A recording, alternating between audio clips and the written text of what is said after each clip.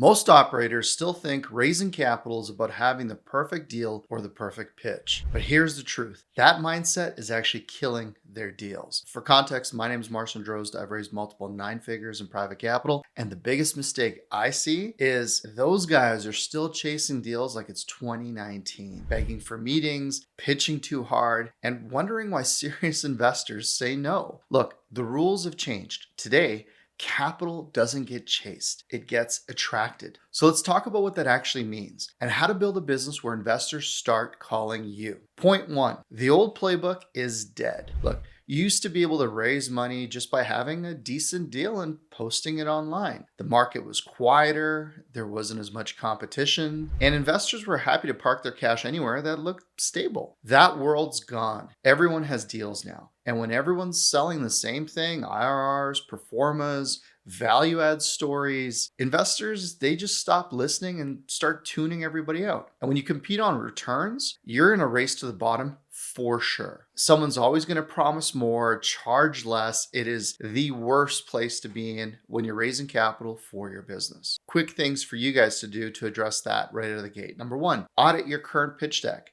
Count how many slides are about your deal versus you and your process. Now, flip that ratio. Number 2, stop sending cold decks. Instead, send a short investor memo, 1 page max. That starts with your thesis, your team, why the opportunity exists, and how that ties back into the opportunity for the investor. Also, replace the words "I need investors" in your emails and communications with "we're bringing on the right partners." Language is positioning. It's subtle, but people really do pick up on that. And remember, a perfect deal without positioning is just another email in someone's inbox that gets deleted. Point number 2, the new reality. Investors are buying into the jockey, not the horse. Look, sophisticated investors buy you first, deals second. They're betting on your decision making, not your spreadsheets. I once had an investor who literally wrote me a 7-figure check. Now, this man is worth multiple 8 figures, very sharp, very successful. And we were actually doing a project in Tennessee at the time. And one day he calls me and asks me, "Hey, how's our project in Kentucky going?" Well, we didn't have a project in Kentucky, and I told him that. He argued with me for like 5 minutes until he put the phone down, got his paperwork, and came back and said, "Oh, I guess you're right. It is in Tennessee." I was on site standing there thinking, yeah, I know it's in Tennessee. Now, this guy is not a careless person. He's a well-respected, highly disciplined investor. But the point is, he would have invested with me in Kentucky if that's where the project was. Because he wasn't investing in the property, he was investing in me. That's what buying the jockey looks like in real life. Now, how do you build that level of confidence with your investors?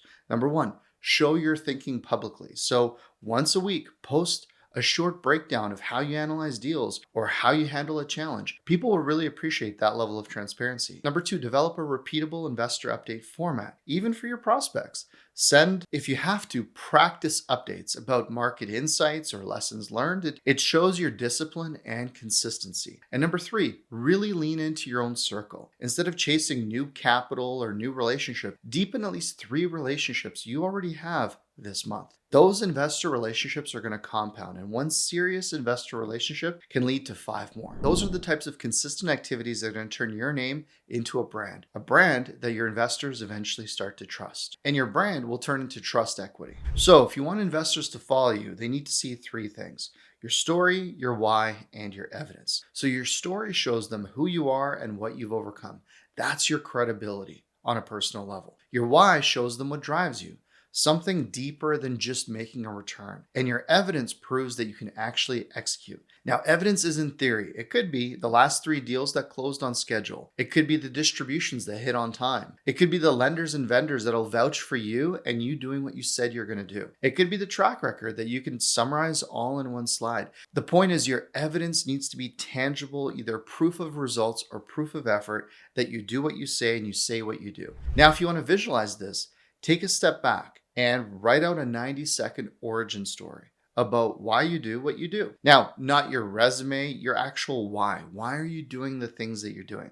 So as an example, when we got here, we lived in low-income housing. And I remember as a 6-year-old boy, not really being impressed with the fact that the cabinets didn't close or the drawers didn't open properly or that the doors didn't look like the other doors in the house. And I felt like we were living in like a thrown together apartment because that's what it was. That was workforce housing. So as I've gotten older and I invest, I may personally prefer the luxury stuff for my own stuff, but ultimately investing, I prefer to invest in that mid-income range housing because for me, I know what it means to be able to provide somebody what would be the equivalent of a Lexus for the price of a Toyota. So things you can do to really beef up your own credibility is put together literally a proof of execution list, including completed deals, returns, testimonials. You can literally use 2 of those pieces in your next investor meeting instead of just another pitch deck. I mean, what would be more compelling to somebody? To listen to you talk about 20 minutes of how you add value, or to provide 2 or 3 testimonials or case studies of people that have worked with you before? That's literally how trust stops being a buzzword and starts being something measurable with your clients. Point number 3, how high net investors actually evaluate you. So here's what real investors are actually thinking when you pitch, even if they never say it out loud. As you're talking to them, here's what they're thinking. Can this operator actually protect my downside when things go wrong?